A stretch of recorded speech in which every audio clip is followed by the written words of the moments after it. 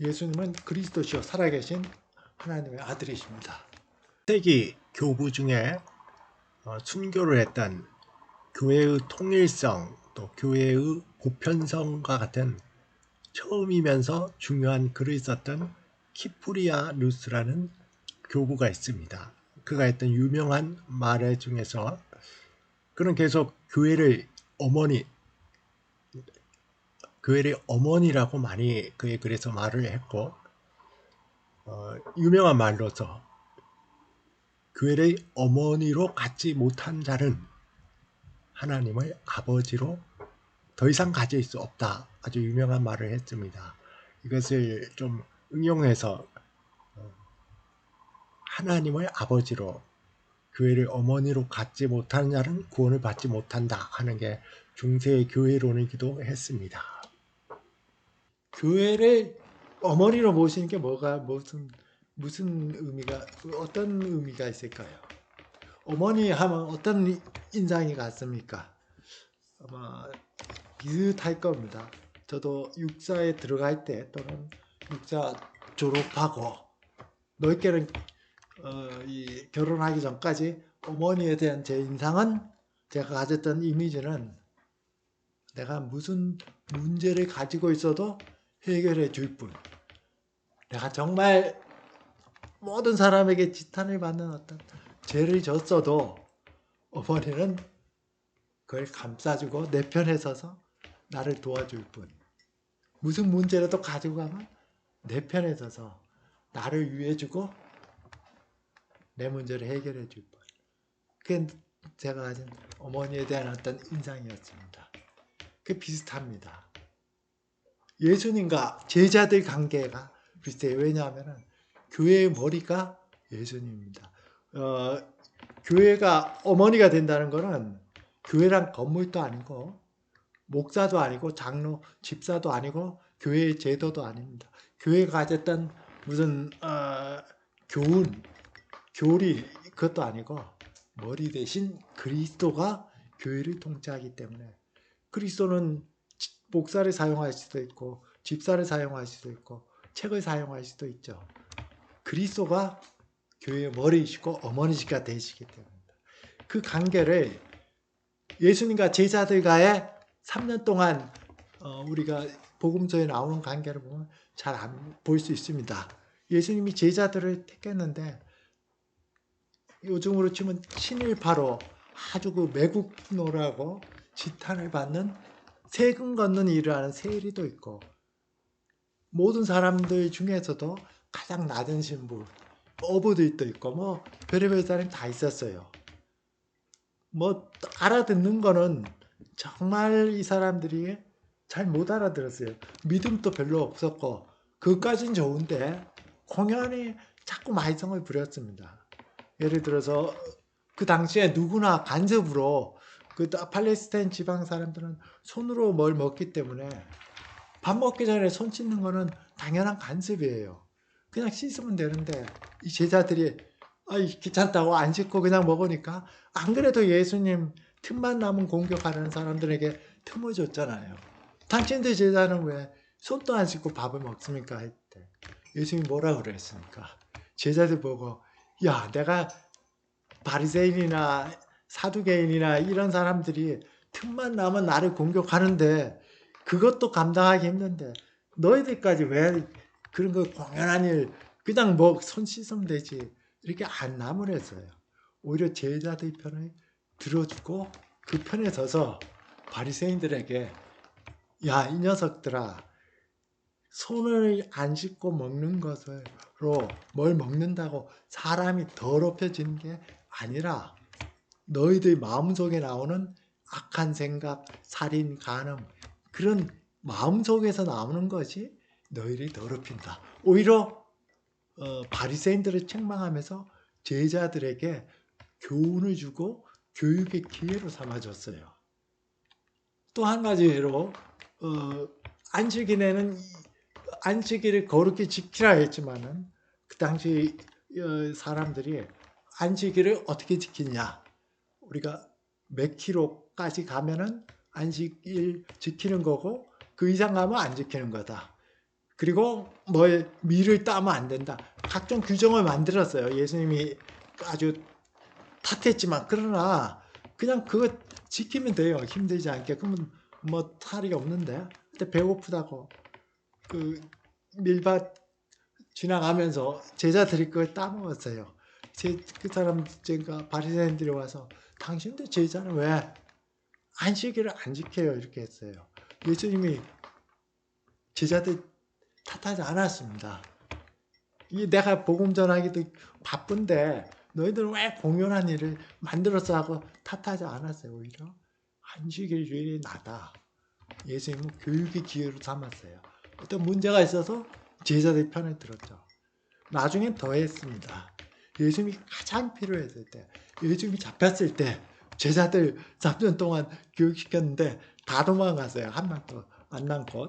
물론 요한이 남아있는 것 같았지만은 거기다가 수제자였던 베드로는 공식적으로 예수님을 3번이나 부인했고 마지막 부인할 때는 예수님을 저주하면서 부인했어요. 그런데 부활하시고 나서 예수님이 나타나셔서 제자들한테 여러 번 나타나셨을 때 너희들 그렇게 내가 3년 동안 가르치고 했는데 나를 그렇게 배신할 수 있어? 한 말씀도 안 하셨죠. 나는 죽는 한이 있어도 예수님 따르겠습니다 하고 맹세했지만 3번이나 부인했던 베드로한테 너 나를 어떻게 그렇게 부인할 수 있어? 내가 말했던 거 맞잖아. 너 날 부인한다는 거 맞잖아. 그 말씀도 안 하셨어요. 예수님이 베드로를 어떻게 대했습니까? 베드로가 3번 부인했는데 복음을 전한다고 그게 복음이 전해지겠어요? 제자들도 알고 모든 그리스도인들이 다 아는데 당신이 말이야 예수님을 3번이나 결정적일 때 부인했고 저주하면서도 부인한 사람이 무슨 복음을 전하고 어떻게 교회 지도자가 될 수 있어? 우리도 그러죠. 요즘에 청문회 하면 옛날에 이런 게 있는데 당신이 무슨 국회의원하고 장관을 해 하고 하는데 그거와 비교가 안 되는 큰 죄를 졌잖아요. 근데 예수님이 한 말씀도 안 했죠. 베드로에게. 오히려 공식적으로 베드로를 그 건의를 세워줬어요. 어떻게?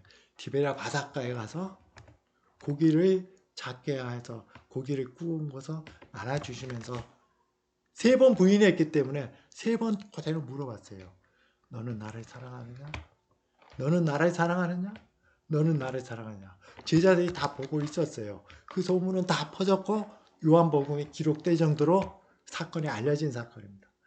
3번 부인했기 때문에 3번을 물어봐서 공식적으로 내가 너를 용서한다 말하고 3번째 됐을 때 예수님이 하신 말씀이 내 양을 먹이라. 무슨 말이에요? 너는 제자들이고 베드로, 요한, 야고보는 특별히 내가 딴 데서 딴 제자들 안 데려갈 때도 수제자로 데려갔던 제자들 중에서도 지도자야. 내 양을 먹이라. 다시 위임을 했어요. 그 다음부터 베드로 보고 누구도 당신 왜 예수님 3번 부인했어? 베드로가 무슨 우리의 수제자야, 교회의 지도자야 이렇게 대든 사람도 없고 인정 안 한 사람도 없어요. 예수님이 인정하고 내 양을 먹이라고 말씀하셨기 때문에 바로 이게 예수님이 어머니 교회로서 제자들을 가르치고 했던 상황입니다. 제자들이 얼마나 미련한지 예수님 십자가에 지시기 위해서 가는 길에 오늘 우리가 읽었던 성경 말씀 마태복음 16장 16절에 베드로가 주는 그리스도시요 살아계신 하나님의 아들이십니다. 이렇게 고백을 했어요. 그 예수님이 칭찬했어요. 그 고백 위에 그 반석 위에 교회를 세우겠다고도 말씀을 했는데 그 다음 장면은 제자들이 아직도 예수님이 영적이고 이 세상의 모든 죄를 짊어지시는 그리스도가 아닌 정치적인 지도자로만 알고 이제 예루살렘에 가니까 로마 제국을 멸망시키고 이스라엘을 독립시키기 때문에 다윗 왕처럼 왕으로 등용하기 때문에 지금으로 치면 국무총리는 누가 하고 부총리는 누가 하고 그거 서로 다퉜어요. 누가 예수님 좌우편에서 권력 서열을 차지할 거냐 다퉜어요. 예수님이 죽으러 가시는 3년째 이제 모든 교육을 마칠 때도 됐는데도 그렇게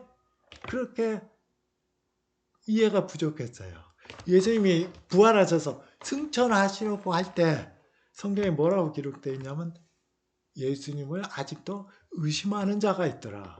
이렇게 말하고 예수님이 지금 승천하는데 그때까지도 예수님 이스라엘의 회복때가 로마로부터 독립할 때가 지금입니까? 그때도 물어봤어요. 얼마나 이 알아듣는 게 구약과 신약을 비교해서 예수님이 오실 메시아가 어떤 메시아인지를 그때도 몰랐어요. 예수님 이제 떠나가시는 직전까지도 의심하는 자도 있고 아직도 정치적인 메시아로 생각하는 사람이 있었어요. 근데 이들이 변한 게 있죠. 부활하신 예수님이 승천하신 다음에 오순절 성령 강림을 통해서 그들에게 마음속에 예수님이 어떤 분이신지를 밝히 비춰줬을 때 그들에게 완전한 확신이 생겼습니다. 아, 예수님이 구약에 예언된 그리스도이실 뿐만 아니라 구약에 예언된 종말에 나타날 세상을 심판하시고 완전한 평화를 가져올 그 하나님이셨구나. 예수님이 하나님의 아들이셨구나. 이 확신이 성령께서 주신 다음에 꼭 이렇게 어떤 의미에서는 출신도 어떤 배경도 아주 지극히 낮고 알아듣기는 잘 못 알아듣고 맨날 트러블 메이커 했던 사람들이 로마를 정복하고 유럽을 복음화시켰어요. 그 사람들로부터 이것이 바로 예수님이 어떤 어머니 교회의 역할입니다. 그 어머니 역할 교회는 우리에게도 똑같습니다. 누구든지 예수님 제자들이 말썽꾸러기고 떠났다가 다 흩어졌다가 다시 오고 했지만은 아마 교회에서 신앙생활하면 모든 사람이 비슷할 겁니다.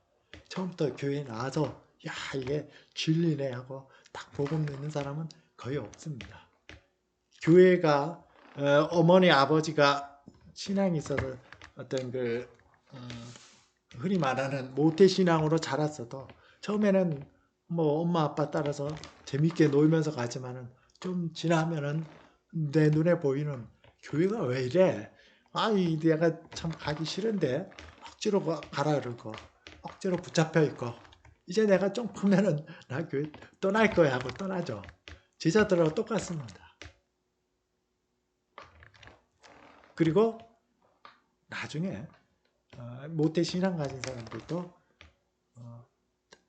떠나지 않아도 나중에 내가 믿는 게 진짜 믿는 거야 아니면 엄마 아빠가 믿으라고 해서 그냥 믿는 거야 다시 자기를 돌아보는 시기를 갖게 됩니다. 많이 회개하게 됩니다. 특히 교회가 자기에게 어떤 피해를 줬을 때 교회가 뭐 서로 싸운다든지 목사님이 너무 완고하다든지 하여튼 뭐 피해를 줬을 때는 그게 더 크게 작용합니다. 그래서 예수님을 떠났던 제자들처럼 떠나기도 하고 예수님을 저주했던 베드로처럼 교회가 이게 뭐 형편없다고 그 참 일반 믿지 않는 사람들보다 더 형편없고 더 싸우고 더 고집세고 뭐 그렇다고 저주하기도 합니다. 예수님은 베드로를 책망하지 않고 12 제자를 책망하지 않은 한 명은 예수님 배반하였지만은 기다리시고 때가 되도록 어머니로서 받아주십니다. 디베라 바닷가에 먼저 가셔서 제자들을 기다리고 계십니다. 그렇게 하다가 말씀을 통해서 또는 어떤 계기를 통해서 또는 계기가 없어도 언제부턴가 확신이 오는 신앙을 가지면 이제 오순절을 지난 제자들처럼 신앙을 갖게 되죠. 그리고 그 기준은 부활하신 예수님을 만나는 것. 부활하신 예수님이 나의 주, 나의 하나님이라는 성령이 우리 마음속에 그것을 밝히 드러내줄 때, 그것을 어떤 사건을 통해서 정확히 기억하는 사람도 있고, 오순절 성경 강의처럼, 아니면은 자연스럽게 그 확신이 든 사람도 있습니다. 그것은 성령의 자유로운 사역이죠. 초대교회 사람들은 우리가 이민 가서 딴 지역 가서 자기 어떤 생활 터전을 마련하는 건 대단히 힘듭니다. 언어도 다르고 열심히 마련해서 먹고 살 정도의 생활 터전을 마련했는데, 로마나 소아시아 지역에서 핍박을 받아서 하루아침에 재산이 다 몰수되고 쫓겨나고, 예수님을 부인하면 되는데 그래도 부인하셨던 이유는 부활하신 예수님을 만나고 자기가 알기 때문입니다.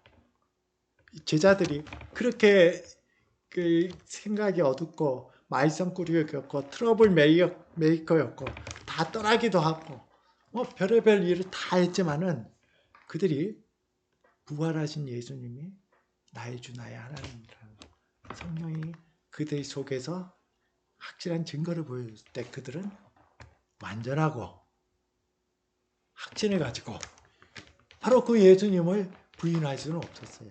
자기들이 다 잃어도 그 고생을 해서 평생 고생해서 이방 지역에서 좀 먹고 살 만한 걸 만들어 놨는데, 이제 떠나면 몸만 떠나고 어디서 뭘 해야 될지도 모르는, 정말 그냥 졸지에 요즘으로 치면은 빚더미만 가지고 거리에 내 앉아지는 노숙생활을 해야 되는 그런 상황에서도 그들은 예수님을 부인할 수가 없었어요.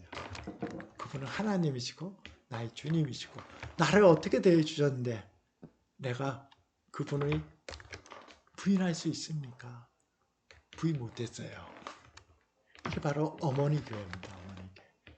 누구나 제자들과의 관계처럼 자기가, 저도 정말 그런 것 같아요. 믿음 없을 때 어머니 손에 이끌려서 교회를 가는 우리 지역에 있는 영광교회, 지금 참 포근하게 느껴집니다. 그때는 믿음 하나도 없었어요. 그냥 빨리 이거 예배 마치고 이제 놀아야지 그 생각만 하고, 어머니 때문에 갔던 교회, 이 교회 나 떠나야지 하고 갔던 교회, 하나님이 다시 지난번처럼 특별한 사건을 통해서 못 떠나게 해줬어요. 믿음이 금방 생겼냐? 안 생겼어요. 1년 동안 참 고생 많이 했어요. 성경을 보기도 하고 성경 공부 참여하기도, 그래도 믿음이 안 생겼어요. 그런데 특별한 계기로 예수 그리스도 그분이 나의 하나님, 나의 주님이라는 것을 알게 되었을 때, 그 이후로는 굴곡이 있었지만 제자들처럼 흔들리지 않았어요. 유럽에 가서 저는 개인적으로 제일 좋았던 게 교회입니다. 교회. 암스테르담에서 제일 행복했다는 게 교회에서 인종도 다르고 어린 아이부터 노인까지 다 다른데 한 마음으로 예배를 드리는 거, 한 믿음으로 예배를 드리는 거. 오늘 그거 했죠. 교동문에 나온 거, 믿음도 하나요, 주님도 하나요. 우리 모두가 그리스도 머리 대신해서 한 지체처럼. 한 지체는 얼마나 편합니까? 얼마나 긴밀합니까? 머리 위에 지체라는 것은 하나는 왼손이요, 하나는 오른손이요, 하나는 왼발이요, 하나는 오른발과 같은 그런 지체입니다. 오른손이 잘했다고 왼손이 시기하지 않죠. 같이 박수치고 좋아하죠. 근데 새끼손가락 하나만 아파도 온몸이 아픕니다. 그게 지체입니다. 지체. 그리스도 안에서 한 지체. 그렇게 예배드리는 것이 저는 감동이 됐고, 여러 여행을 할 때도 제일 먼저 보는 게 교회가 눈에 들어오고, 교회가 참 좋았어요. 그리고 틈나는 대로 교회 가서 묵상하면서 이렇게 아름다운 자연과 좋은 이렇게 문명을 주셔서 아름다운 마을을, 또 도시를 개척해서 자연과 문명을 개척하고 그 가운데 교회가 있어서, 예수 그리스도가 있어서 그것을 하나로 멈춰주신 그리스도를 묵상하고 찬양할 때 가장 기뻤습니다. 영국에 그리스도의 십자가를 포함해서 국내에도 번역된 많은 경건하고 복음적인 책을 쓰신 존 스토트 목사님이 있습니다. 가장 살아있다고 느낄 때가 언제예요? 물었을 때 저는 공예배에 참여해서 예배를 드릴 때입니다. 그때가 제일 감격스럽고 내가 가장 살아있는 것을 느낍니다. 이렇게 말했습니다. 어머니로서의 교회. 저도 이제 진짜 본향에 갈 때가 얼마 안 남아서 더 편안하고 이제 있는 이민 갔던 사람들이 나이가 들어서 한국으로 돌아온 사람이 많은데 그런 고향, 어떤 고국, 본향과 같이 교회가 느껴집니다. 예수 그리스도 앞에서 여러분들은 제자들과 예수님과의 관계 속에서 지금 어떤 상태에 있습니까? 아직도 트러블 메이커로 있습니까? 예수님을 떠나 있습니까? 예수님을 저주하기까지 합니까? 예수 그리스도께서는 어머니로서 기다리고 계십니다. 여러분들을 탓하지 않습니다. 끝까지 기다리십니다. 예수님이 마지막 이 만찬을 하실 때 말씀처럼 거기에 대한 요한복음 말씀 예수님이 제자들을 사랑하시되 끝까지 사랑하시느라 어머니로서의 예수 그리스도 교회는 여러분들을 끝까지 기다리고 성령께서 여러분들 마음속에서 부활하신 예수님을 만나고 그분이 나의 주 나의 하나님이시다. 이것을 알고 누리고 그 속에서 그리스도의 장성한 본향에 이르기까지 한 마음과 한 뜻으로 기쁨과 찬양을 통해서 나갈 수 있도록 지금도 도우시고 계십니다. 머리 대신은 그리스도를 바라보기를 바랍니다. 기도드리겠습니다.